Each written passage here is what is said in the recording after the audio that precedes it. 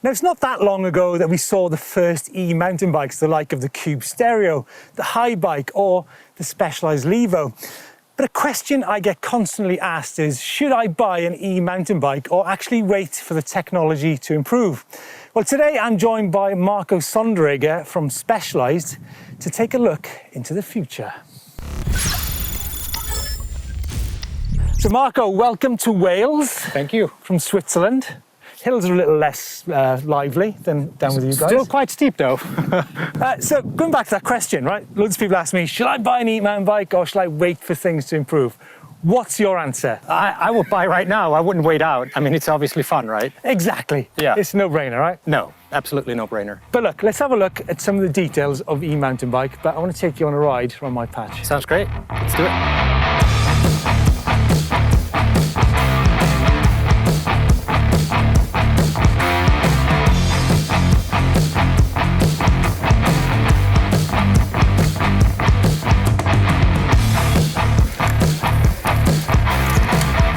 Marco, steep banks. Yeah. Now, steep banks versus shallow banks, it has a huge difference in terms of the draw it has on your battery. I want to talk to you about batteries because on this bike, it's got 700 watt hours. I can do about 5,000 to 6,000 feet of climbing, about 5 to 6 hours of riding. And do you know what? I actually find that quite satisfying. It's a different type of riding to what I was doing previously. Right. But where are we going with batteries? Are we going internal, external? Are we going for 250 watt hours? Are we going for 700 watt hours? Are we going for 1,500 watt hours? Where's it going? That's one reason why I'm here in the UK is trying to find out, right? Yeah. Talking to people and understanding what are they riding, how long are they riding, what kind of mode, and how much power do they actually need. And the ask is for more. The ask is still for more. Yet I'm totally with you. I think with 700 watt hours, we have a nice mix between weight and efficiency of the bike, because it's lighter. Yet this type of battery allows us to do future specs. So if new cells come out, we're compatible. So that's good. Yeah. There's a lot of obsession, I feel, with this more range, but are people actually going to use that range? No, they don't. And we know hard facts too, right? Because we get some data from riders and we look at those data as how long they ride actually, and they're not taking it to the limit. Yeah. I think it's just that range anxiety. These guys are just afraid of running out. I'm thinking about it. If you're a heavier rider and you want to go for a longer ride, then you do need the range.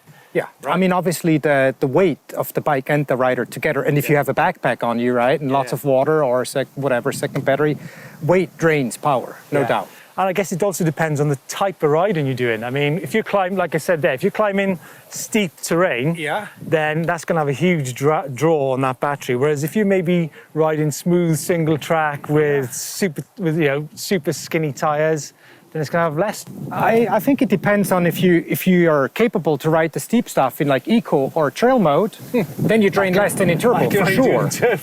If you go turbo, then it's all in, right? Yeah. Turbo is full drainage. Yeah. And of course, tires make a huge delta. Yeah. I mean, seriously, we're talking in tires up to 20% in range. Between a super tacky and a super low profile easily, tire. They make 30 watts difference between like 80 to 50 watts times twice. So we're talking 60 watts, which is pretty much 60 watt hours. Do you know, I spoke to someone, let's talk about battery technology, and I said to ask someone the other day in the e-bike industry, I said, where is the technology going? And he said to me, well, it depends if you're in the aerospace industry or the mountain bike industry. I guess things are going to get smaller and more compact, right? I think so, eventually. Yet though, the cylindric type cell we have in here is, as of today, the highest density possible. So, is there a future? Yeah, eventually, right? 5-10 years out, who knows? But right now, at this current moment, and we're looking out 5 years, there's nothing better than cylindric type cells. So there you go. Let's go on to the next trail, Marco. Sounds great. Yeah.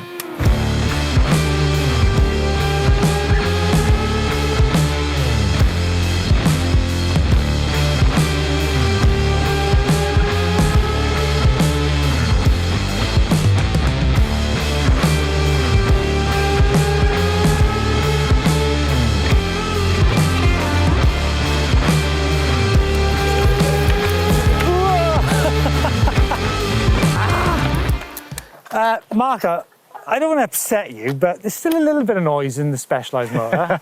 Yeah, no, I know. We know, and we hear about it. Yes. But talking about motors, I mean, it still is very quiet. Yeah. Motors. Now, at the moment, we're looking at between 2 to 3 kilos. On this bike is 95 newton meters of torque. Mm-hmm. How long before we see a sub 2 kilo motor with the same amount of torque? It's a good question. Probably not that long, maybe. We'll see. Yeah. I mean, look at your new Creo, Creo gravel bike. What was that? That's 1.9 kilograms. Right, and what torque's that got? 35 newton meters. Right. So it's not inconceivable that we will see that type of motor, right? I mean, sorry to put you on the spot. You're definitely putting me out there, right? We're obviously looking if it makes sense, right? Mm-hmm. Yeah, totally. Let's talk brands. Now, in the mountain bike world, we've got Shimano and we've got SRAM. Yeah.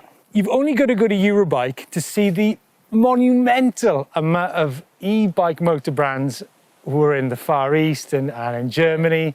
It's crazy, right? Oh, it's out there. Yeah, everybody wants to be part of this business, for real. Yeah, it's totally crazy. There's a lot of brands coming and making new products. And what about, where are we going to go in materials and weight then? Are we going to see different materials for motors? What? Yeah, I think everybody's trying to push the boundaries to go lighter in a way, and that leads us to magnesium, leads us to more aluminum, and more high-end materials. Yeah, and I guess that's going to have an impact on the geometry as well, right? And obviously the styling of the bikes. Yeah, for sure. I guess it depends. The material itself maybe allows you to build more compact engines, but the smaller you can build them, the more you can blend them in. If you blend them in, you can make shorter chainstays and change the dynamics, have longer space for bigger batteries, for example. Yeah. Well, what about torque? Now, let's have a look at the Creo bike. Let's talk about torque and power, actually. Now, the Creo bike is 230 watts, right? Now, we've got to be careful when we talk about watts. Yeah. Because there's peak and nominal, right? The Creo has 240 peak and nominal together. Right. So basically we design it in a way that it has a plateau. Mm-hmm. So it plateaus out right at 240 watts. So it doesn't get you like this amount of peak power. This little beauty here, though, is... This beast, yeah. This little beauty is 565 maximum? Yeah, that's right. It has a peak of 565 watts, which is basically the peak power we were allowed to go after. But that drains a lot of battery and basically is the amount of weight we have, right? These motors are that heavy because of the peak. Yeah. Right. So I guess we're just always balancing this, the weight versus the range versus the type of riding people are going to be doing on the e-mountain bikes. That's the beauty, yeah. We basically have the choice between choosing lightweight batteries, pair them with lighter weight engines, and then you have the same range as the big and big, right? So exactly, maybe in the future we pair light engines with big batteries, then you have this freaking endless range, right? Hours of hours. Right. Well, I tell you what, we're not going to need any battery on the next bit because it's a little bit steep.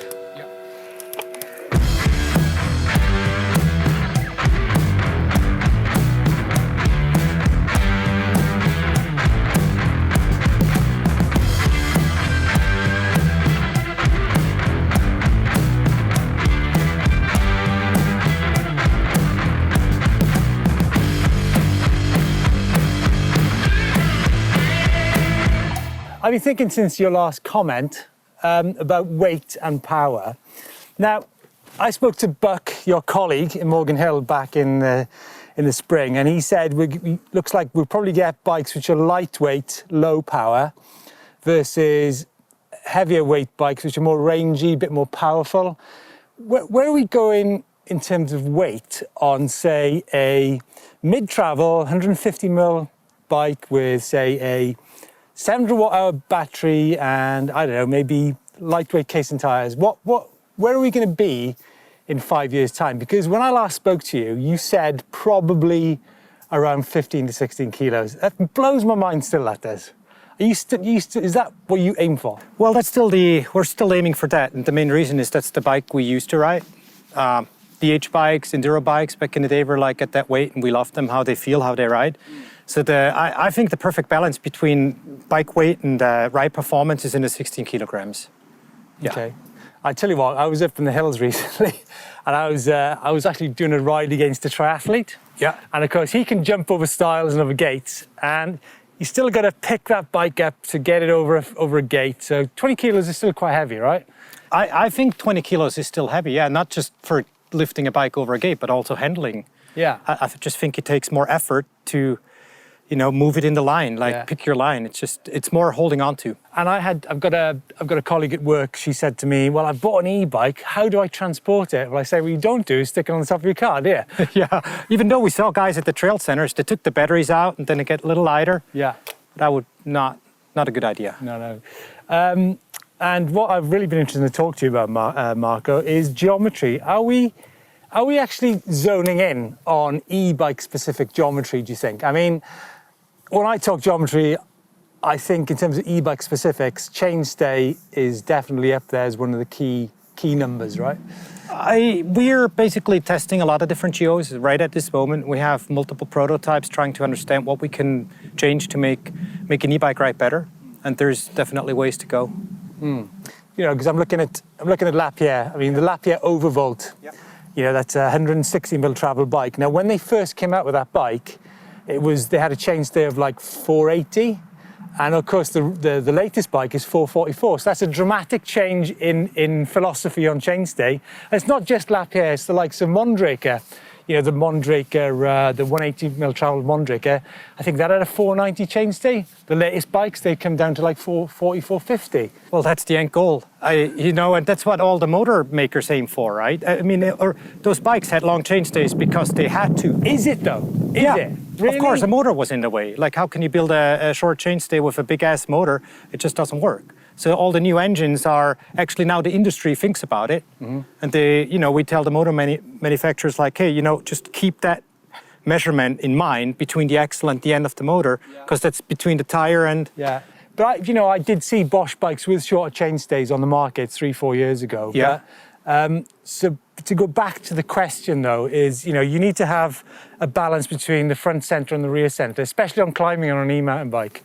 Is there a sweet spot? Because Specialized are renowned for having on their downhill bikes and their enduro bikes short chainstays. I think what matters for the climbing too is actually the seat-tube angle. Absolutely, yeah. Because, or if you move, like if you look at my bike, I move the saddle fairly forward on the rail.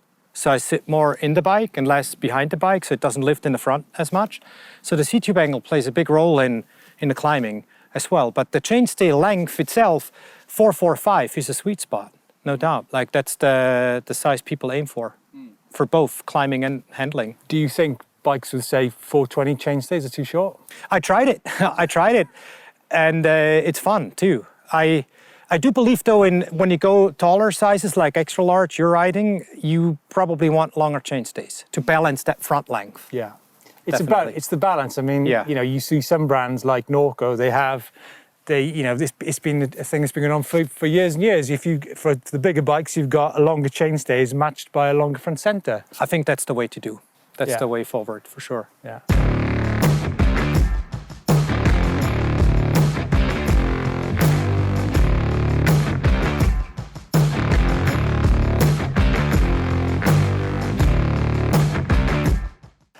Do you know what? It always cracks me up when you have a technical climb, and it doesn't matter what bike you've got, whether you've got a Shimano E7000 or 120 Newton meter, the Rocky Mountains 110, was it? Yeah, it's pretty powerful. And the TQ is 120. Yeah.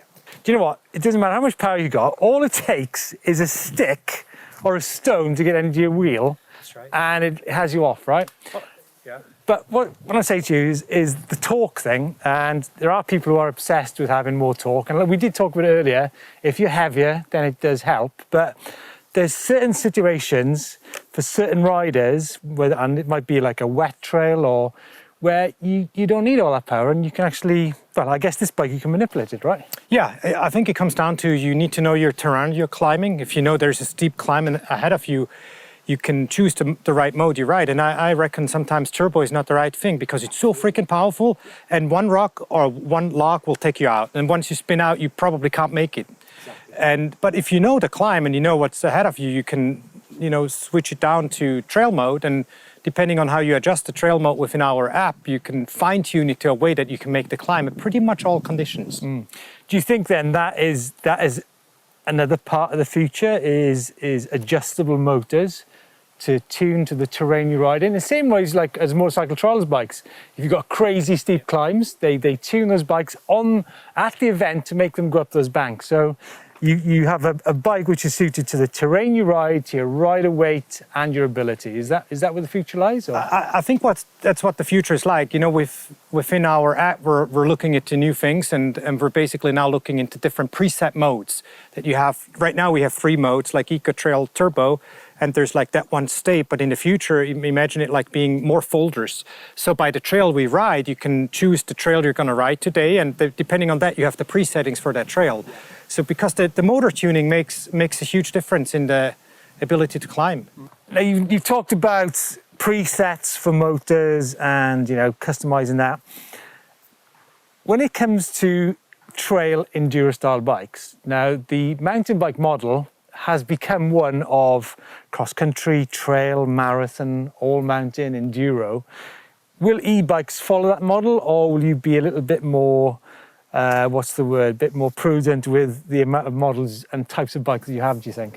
We're trying to be really harsh on ourselves not to add SKUs by travel, because it doesn't make a lot of sense since you have an engine. And so on the classic bikes, it really changed because you could design lighter bikes with less travel, but then everybody would ride a longer travel bike if it could be the weight of the short travel bike. So with these e-bikes, we're trying to really minimize the amount of SKUs, make that perfect mountain bike. Do you think 150 is the perfect e-mountain bike? I think it's a really nice sweet spot, yeah, of like how stiff you can get the fork. You know, the longer forks, if you stick to single crown, they just become flimsy. Yeah. You need to go double crown at one point.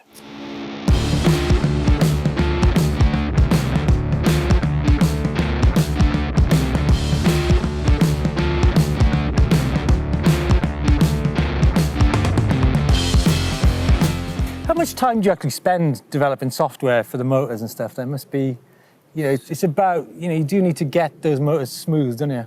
Well, we have a full team. We have a full team of people in place which are doing nothing else but firmware testing and revising them and testing them, finding bugs. We need to find a lot of bugs. And yeah. Do you think, obviously, the software depends on the rider's philosophy on how they want the motor to work? Yeah. So what's your philosophy on how you think an e-bike motor should work? I just like the natural feel. The less I feel the motor, the better the software is, I think, right? Mm-hmm. So you don't want any sudden surges or anything like that? No, I don't want any of this. I want it to be, when I push harder, I want more, and I want it to be smooth in a way that it doesn't just suddenly kick in or something. And when say you've got a bank like this, something that keeps delivering power all the way up? Yeah, for sure. But it must be quite simple, right, for anybody to do that? No, it's not as simple as you think, because I know what he's going to say next. It requires a lot of time riding in the mountains, right? It does require a lot of testing. No, what I was trying to tell you is these bottom bracket engines, they rely on rider cadence. And when you ride up here, you don't constantly ride in the cadence 80. You ride a different cadence. And that offset we have to think about between like 80, 85, 82, that makes it hard. So also then, so what you're saying is the future could be fantastic software, but still it requires the rider to understand how to ride the bike. Oh, I think so too, yeah. There's definitely some basic riding skills you need to have to understand the bike. Yeah, totally.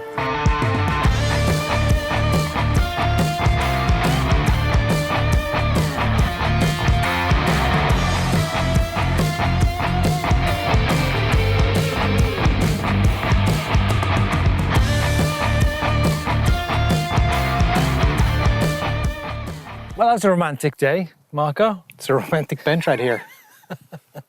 So my final question to you is, can you see a day, can Specialized see a day where there'll only be e-mountain bikes? They could be like, you know, and your colleagues have said this, right, on camera. That they see Did he on camera? They see a day where, you know, you'll just have low-powered e-mountain bikes and high-powered e-mountain bikes. I share the same vision, yeah. Whoa! Yeah, no, it's a big one.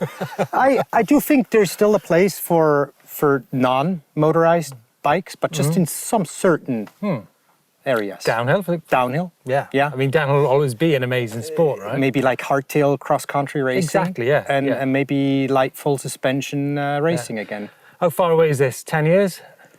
20 years? I think the rider might decide to be it sooner. I think people will understand the benefits of an ADAPT motor, and I think it will come quicker. Yeah, I mean, let's not forget that e-mountain bikes have only been around since around 2012. So, Marco, thanks for coming to the Welsh Hills and having a spin on the trails. David, sorry you've been so ill. Maybe we can sort it out with some fizzy lager later on. He likes gin tonics. Okay. In the meantime, if you want to see what Marco and the team do with the Levo in Cham in Switzerland, have a look at the video which we did with them just down by here. Or if you want to know about maybe what's happening with motors in the world, there's also a video for you to check out down there. In the meantime, give us a thumbs up, but most of all, let us know your thoughts on what you think is the future of e-mountain biking, and give us a thumbs up, subscribe if you like this video. Cheers. Cheers. Thank you.